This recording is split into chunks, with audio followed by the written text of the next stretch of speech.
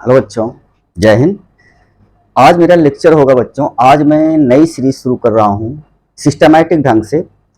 12th standard और जो NEET और जेई के पेपर देने वाले बच्चे हैं उनको, और जो बी फार्मा का देने वाले हैं उनको, ये सीरीज बच्चों सिस्टमैटिक ढंग से चलेगी, चैप्टर बाय चैप्टर। आज हमारा का लेक्चर होगा बच्चों, आज हमारा सेशन होगा सोल्यूशन। पहले हम फिजिकल खत्म कर देंगे, इसके बाद बच्चों ऑर्गेनिक की तरफ जाएंगे, फिर इनऑर्गेनिक की तरफ जाएंगे। ठीक है, तो पहले हम करते हैं बच्चों सोल्यूशन। अब पहले तो हम ये जानेंगे बच्चों, आखिर ये सोल्यूशन होता क्या है। तो सभी बच्चों को पता है कि एक शब्द होता है बच्चों मिक्सचर, मिक्सचर या मिश्रण। अब मिक्सचर या मिश्रण क्या है? दो या दो से अधिक कंपाउंड्स जब किसी भी रेशियो में मिल जाते हैं बच्चों, तो उसी सिस्टम को हम क्या कहते हैं? मिक्सचर। तो व्हेन टू और more than two compounds mix to each other to forms a system that is called mixture. तो मिक्सचर जो होता है बच्चों, वो इसमें टू और मोर देन टू कंपाउंड्स होते हैं बच्चों, लेकिन ये एनी रेशियो में होते हैं। एनी रेशियो में होते बच्चों, किसी भी एनी रेशियो में होते, किसी भी रेशियो में अगर हम दो या दो से अधिक कंपाउंड्स को आपस में मिला देते हैं बच्चों, उसी को हम कहते हैं क्या? बोलो, मिक्सचर। अब सवाल ये है कि मिक्सचर बच्चों अपने प्रॉपर्टी के बेस पर दो तरह के हो जाते हैं। एक होता है बच्चों होमोजीनियस, समान मिश्रण जिसे कहते हैं बच्चों होमोजीनियस, और दूसरा होता है बच्चों हेट्रोजीनियस। हेट्रोजीनियस। अब सवाल ये उठता है बच्चों, होमोजीनियस और हेट्रोजीनियस क्या होते हैं? समांग और विसमांग। जैसे नाम से लग रहा है बच्चों, होमोजीनियस का मतलब होता है समांग। समांग का मतलब होता है बच्चों, किसी भी सोल्यूशन को अगर आप ले लीजिए, मिक्सचर को ले लीजिए, अगर उसमें सभी जगह से जो डिस्ट्रीब्यूशन ऑफ पार्टिकल है बच्चों, जो कंपाउंड्स का डिस्ट्रीब्यूशन है, इक्वली है। मतलब कि अगर आप देखिए तो यहां पर डिस्ट्रीब्यूशन होता है बच्चों जो पार्टिकल का एक जैसे होता है। जैसे देखो, आप कोई भी सिरप उठा लीजिए, जैसे मान लेते हैं कोको कोला की बोतल है बच्चों, उसमें से अगर आप सिरप निकाल लीजिए, तो आप चाहे जहां से निकाल लीजिए, बोतल के कहीं से भी निकालो बच्चों। ये बोतल है, अब बोतल से यहाँ पे निकालो, यहाँ पे निकालो, वहां पे निकालो, इसका मिठास बच्चों उतना ही रहेगा। मतलब जो चीज इसमें मिलाया गया है वो इसमें पूरा इक्वली डिस्ट्रीब्यूटेड है बच्चों, तो उसी को हम कहते हैं बच्चों होमोजीनियस। और ऐसा अगर नहीं है, कहीं पर ज्यादा कहीं पर कम है बच्चों, तो उसे कहते हैं हेट्रोजीनियस। जैसे आपने देखा होगा बच्चों, अगर छाछ है, पानी में मिला करके उस छाछ बनाए हो, उसमें रख देते हो, तो आप देखते हो दही जो होती है बच्चों, कर्ड, वो नीचे बैठ जाती है, ऊपर पानी रह जाता है, देखे हो ना। तो वहां पर अलग अलग कंसंट्रेशन हो जाता है, मतलब उसका अमाउंट जो डिस्ट्रीब्यूशन का होता है बच्चों, इसी डायरेक्शन पर अलग अलग हो जाता है। ठीक है, तो आप कोई भी ऐसी चीज को देखिए कि जिसमें डिस्ट्रीब्यूशन अनइक्वली हो, कहीं ज्यादा कहीं कम, तो वो बच्चों हेट्रोजीनियस होता है। और अगर इक्वली डिस्ट्रीब्यूटेड होता है सभी जगह पर बच्चों उसकी केमिकल प्रॉपर्टी, फिजिकल प्रॉपर्टी एक जैसी नजर आती है, ठीक है, तब उसे हम कहते हैं बच्चों होमोजीनियस। तो होमोजीनियस का मतलब होता है बच्चों property of any mixture everywhere there physical and chemical property are same. ऐसा सॉल्यूशन बच्चों जिनमें सभी जगह सभी स्थान पर उसकी फिजिकल और केमिकल प्रॉपर्टी एक जैसी होती हैं। एक जैसी कब होगी बच्चों? जब इक्वली डिस्ट्रीब्यूट होगा, तो उसी को हम कहते हैं बच्चों होमोजीनियस। अब सवाल यह है बच्चों, जो सॉल्यूशन होता है ना, ये होमोजीनियस सॉल्यूशन है, ये होमोजीनियस मिक्सचर होता है। मतलब कि होमोजीनियस मिक्सचर होने का मतलब क्या निकला बच्चों?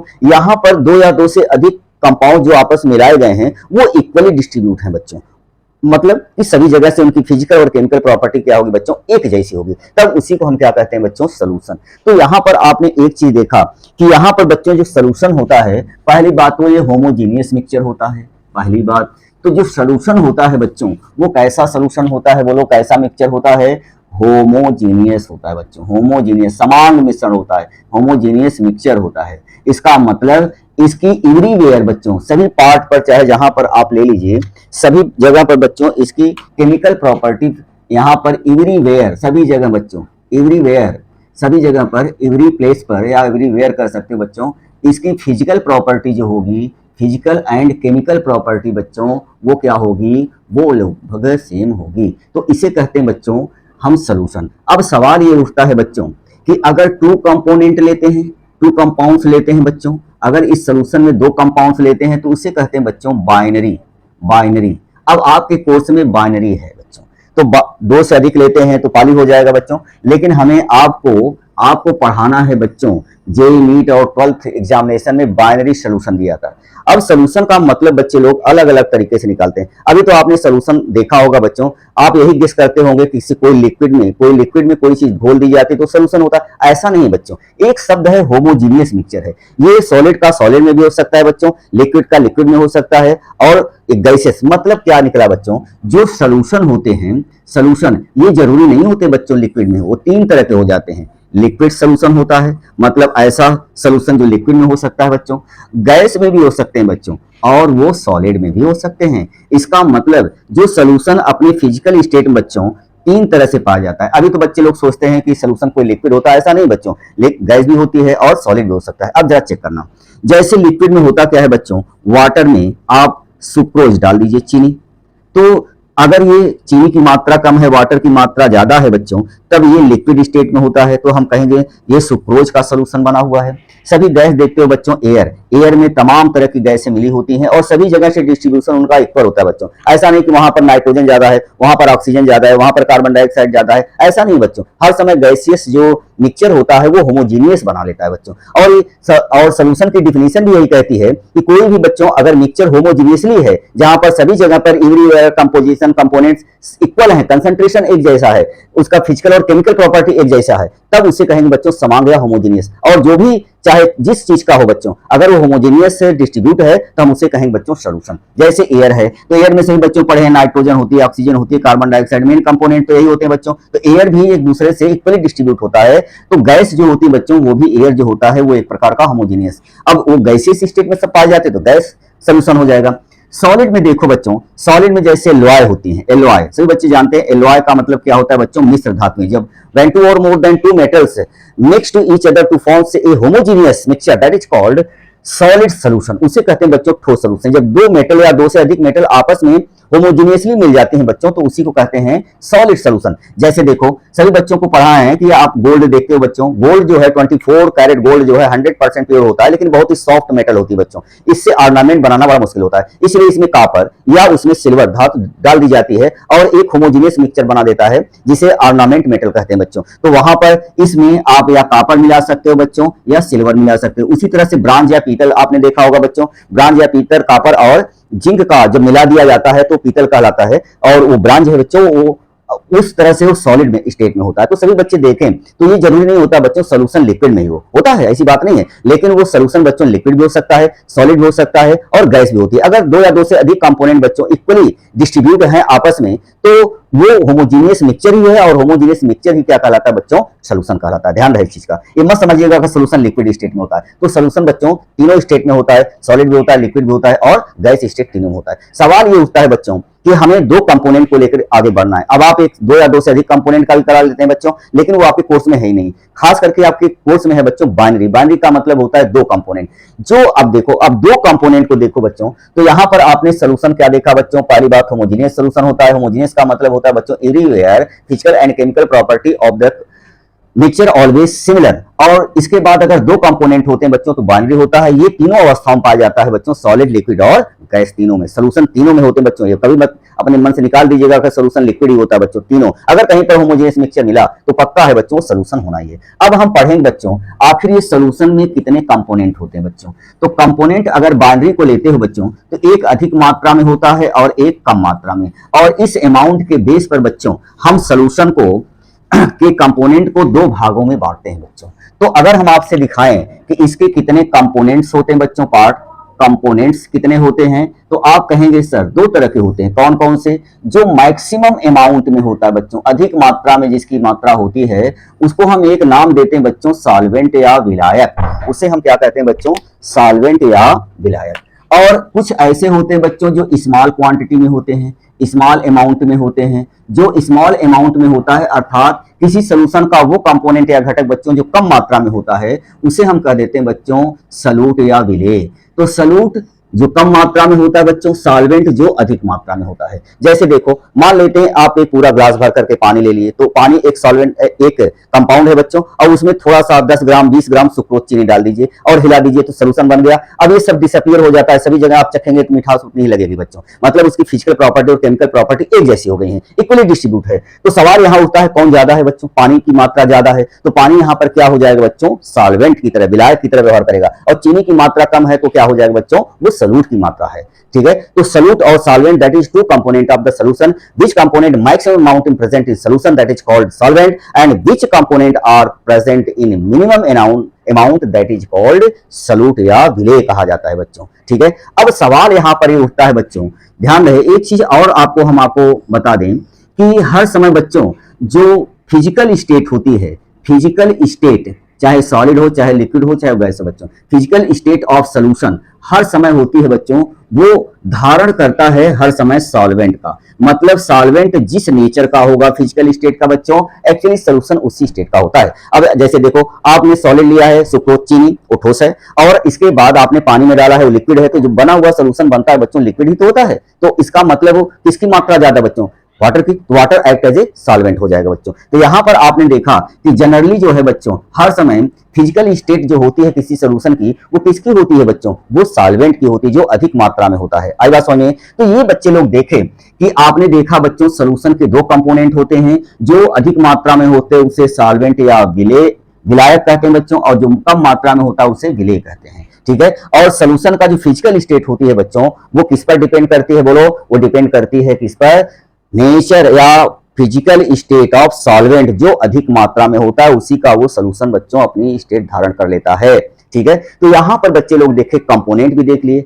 अब कंपोनेंट देखने के बाद आप ये तय करिए बच्चों कि आखिर हम कहते हैं कि कंसंट्रेशन ऑफ सॉल्यूशन ये है। अब एक शब्द होता है बच्चों, जगह जगह पर पढ़ते हो, डाइल्यूट सॉल्यूशन, कंसंट्रेट सॉल्यूशन। तो ध्यान रहे बच्चों, अगर हम ऐसे देखें जनरली, तो जो एक निश्चित मात्रा की जो सॉल्यूशन होता है बच्चों, अगर सॉल्यूट की ज्यादा मात्रा घुली है तो जनरली हम कह देते हैं कंसंट्रेट है, और अगर वो कम मात्रा में होता है तो जनरली हम कह देते हैं बच्चों क्या है, वो डाइल्यूटेड है। लेकिन ये डिफिनेशन बच्चों सभी जगह अलाउ नहीं होती है। कारण क्या होता है, ये किसी से कंपेयर किया जाता है बच्चों। अगर हम किसी से कंपेयर करते हैं, मान लेते हैं कोई चीज बड़ी है या छोटी है, जब तक उसकी हम किसी से कंपेयर नहीं करेंगे तब तक उसको छोटा बड़ा या डाइल्यूट कंसंट्रेशन तो हम नहीं मान सकते हैं, ऐसा है ना। तो किसी के प्रति वो डाइल्यूट भी हो सकता है और किसी के प्रति वो कंसंट्रेट भी हो सकता है। तो ये एक प्रकार का रिलेटिव होता है बच्चों स्ट्रेंथ।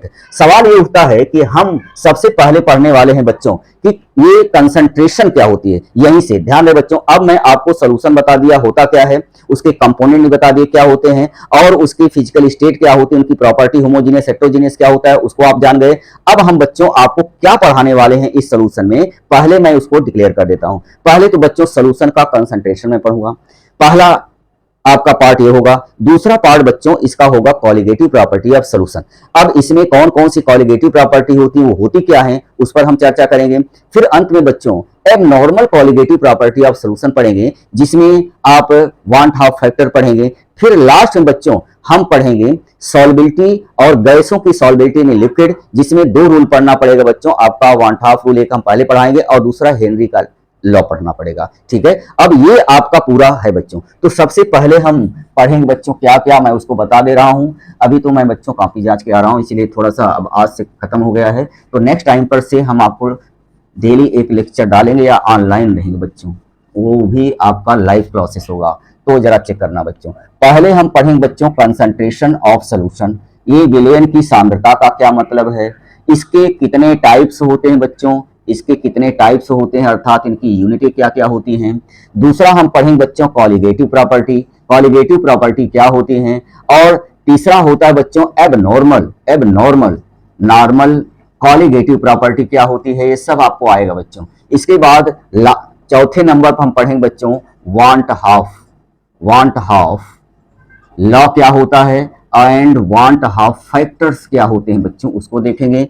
फिर हम लास्ट में देखेंगे बच्चों solubility of gas in liquid, और इसमें बच्चों आपको हेनरी लॉ आपको पढ़ना पड़ेगा। ठीक है, और अंत में ये लास्ट में होगा बच्चों। तो इसी क्रम में हम आपको पढ़ाएंगे बच्चों। तो सबसे पहले हम पढ़ेंगे बच्चों कंसंट्रेशन ऑफ सोल्यूशन, ये सोल्यूशन का कंसंट्रेशन से क्या मतलब, सांद्रता, तो विलयन की सांद्रता से हम शुरू करने वाले बच्चों। पहला पार्ट होगा, फिर दूसरा पार्ट आपका कॉलिगेटिव प्रॉपर्टी होगा, फिर इसके बाद एबनॉर्मल कॉलिगेटिव प्रॉपर्टी होगी, फिर इसी पर बच्चों वांट ऑफ फैक्टर है, और फिर हम पढ़ेंगे गैसों की सॉल्युबिलिटी इन लिक्विड में और कौन कौन से फैक्टर उस पर इफेक्ट डालते हैं, और उसी पर एक लॉ पढ़ेंगे बच्चों जिसे हम कहते हैं हेनरी लॉ। ठीक है, तो आज हम शुरू करते हैं बच्चों कंसंट्रेशन ऑफ सॉल्यूशन क्या होते हैं, फिर इनके कंसंट्रेशन की कितनी यूनिटें होती हैं बच्चों, और उसका क्लासिफिकेशन किस बेस पर किया गया है, और उस बेस का क्या फैक्टर पर उनके प्रभाव पड़ता है, कौन डिपेंडेंट होती है कौन इंडिपेंडेंट होती है उस फैक्टर से, इसको हम जाने बच्चों। तो पहले हम पढ़ेंगे बच्चों कंसंट्रेशन ऑफ सॉल्यूशन है बच्चों विलयन की सांद्रता। अब जरा ए देखो बच्चों, आप करिए क्या, एक सॉल्यूशन की पर्टिकुलर अमाउंट ले लीजिए बच्चों। ध्यान रहे हमने क्या लिया है बच्चों, एक हमने लिया है सॉल्यूशन, हम हर समय बच्चों सॉल्यूशन लेंगे। हमने सॉल्यूशन की एक पर्टिकुलर अमाउंट लिया है बच्चों। पर्टिकुलर अमाउंट का मतलब आप 1 लीटर ले सकते हैं बच्चों, 100, लेकिन वो निश्चित होनी चाहिए पर्टिकुलर अमाउंट। ज्यादातर हम बच्चों लीटर में ही लेते हैं, लेकिन कभी कभी हम अमाउंट लेते हैं बच्चों, अमाउंट ऑफ सॉल्वेंट को भी लेते हैं, और वो केवल एक ऐसी यूनिट है जो अमाउंट ऑफ सॉल्वेंट पर डिपेंड करती है बच्चों, वो धीरे धीरे आपको समझ में आएगी। वैसे हम सॉल्यूशन ही हर समय लेंगे, केवल एक ऐसी यूनिट है जिसमें हम सॉल्यूशन ना लेकर के बच्चों सॉल्वेंट, वो मोलरिटी है बच्चों। मोलरिटी हम 1 किलोग्राम सॉल्वेंट लेते हैं, ठीक है, और सभी जगह पर आप 1 लीटर सोल्यूशन लीजिए, 100 मिलीलीटर सोल्यूशन ले लीजिए, कोई भी ले, लेकिन एक पर्टिकुलर अमाउंट होनी चाहिए बच्चों। तो अगर यहाँ पर 1 लीटर आपने सोल्यूशन लिया है बच्चों, और इसमें सॉल्यूट की जो घोला जाता है मिनिमम अमाउंट में होता है सॉल्यूट की, कितनी अमाउंट है बच्चों, कितनी अमाउंट प्रेजेंट है, ध्यान रहे कितनी अमाउंट प्रेजेंट है। अब वो ग्राम में भी हो सकता है बच्चों, या मोल में भी हो सकता है, किसी में भी हो सकता है, या ml में भी हो सकता है, तो इसकी अमाउंट कुछ भी ले लो। तो amount of solute present in a particular amount of solution that is nothing but concentration of solution बच्चों। एक निश्चित मात्रा के विलयन में विलय की कितनी मात्रा उपस्थित है बच्चों, इसी को हम कहते हैं विलयन की सांद्रता। ठीक है, अब विलयन की सांद्रता का मतलब जरा देखो, जैसे अगर मैं आपसे कहूं बच्चों 10 ग्राम सुक्रोज या चीनी, सुक्रोज प्रेजेंट है बच्चों, प्रेजेंट इनटू 1 लीटर सोल्यूशन। अगर मैं आपसे कहूं बच्चों कि 1 लीटर में 10 ग्राम चीनी घुली है, तो इसका कंसंट्रेशन क्या होगा बच्चों, तो इसका कंसंट्रेशन होगा 10 ग्राम पर लीटर। अब मतलब जो नीचे लिखा है बच्चों वो अमाउंट ऑफ सोल्यूशन है, ऊपर जो लिखा है अमाउंट ऑफ सॉल्यूट है। तो कितनी मात्रा है 1 लीटर में, हमने 1 लीटर को बच्चों निश्चित कर दिया है। ठीक है, तो हाँ 1 लीटर सोल्यूशन में सॉल्यूट की जितनी मात्रा है बच्चों वही तो है आपका कंसंट्रेशन, या आप मात्रा को मोल में भी ले सकते हैं बच्चों, मिलीलीटर में ले सकते हैं, ग्राम कुछ भी ले सकते हैं। अब इसमें ज्यादातर हम लीटर ही लेते हैं बच्चों, लेकिन मोलरिटी के केस में हम सॉल्वेंट की मात्रा लेते हैं बच्चों, वो भी किलोग्राम में सोल्यूशन की मात्रा नहीं लेते हैं। आइए समझ में, तो यहां पर बच्चों आपने देखा ये कंसंट्रेशन क्या है, तो कंसंट्रेशन क्या है बच्चों, एक निश्चित मात्रा के सॉल्यूशन में सॉल्यूट की कितनी मात्रा उपस्थित है, that is nothing but concentration of solution बच्चों। एक amount of solute present in particular amount of solution that is nothing but concentration of solution बच्चों। एक निश्चित मात्रा के विलयन में विलय की कितनी मात्रा उपस्थित है, चाहे वो जिस मात्रा में उपस्थित हो वही विलयन की क्या होती है बच्चों, कंसंट्रेशन, सांद्रता। अब जरा देखो बच्चों, अब आप सोचते हैं क्या विलयन की कंसंट्रेशन बच्चों, ध्यान रहे अब दो इसको हम क्लासिफाइड करेंगे 2 तरह से बच्चों, हम टेम्परेचर डिपेंडेंट और टेम्परेचर इंडिपेंडेंट क्वांटिटी। तो सबसे पहले तो हम जानेंगे बच्चों, जैसे नॉर्मलिटी है, मोलरिटी है, मोल फ्रैक्शन है, ये सब बच्चों ऐसे इसके यूनिट होते हैं, ग्राम पर लीटर है, परसेंटेज बाय वेट है, परसेंटेज बाय वॉल्यूम है।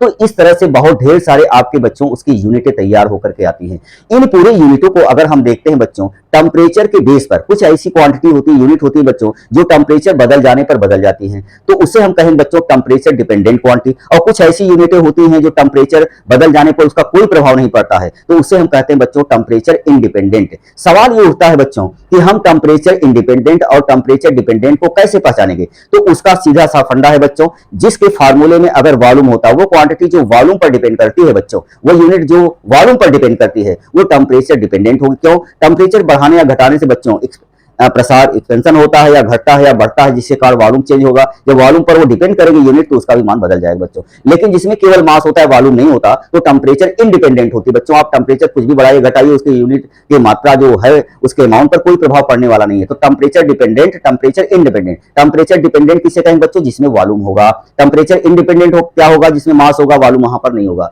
तो यहाँ पर बच्चों आप देखिए, तो उसको हम यूनिट को अब नेक्स्ट टाइम पर हम क्लासिफाइड करेंगे बच्चों। आज से शुरुआत है, कल से हम कंसंट्रेशन को आपको दिखाएं क्या होता है, कैसे होता है, ठीक है।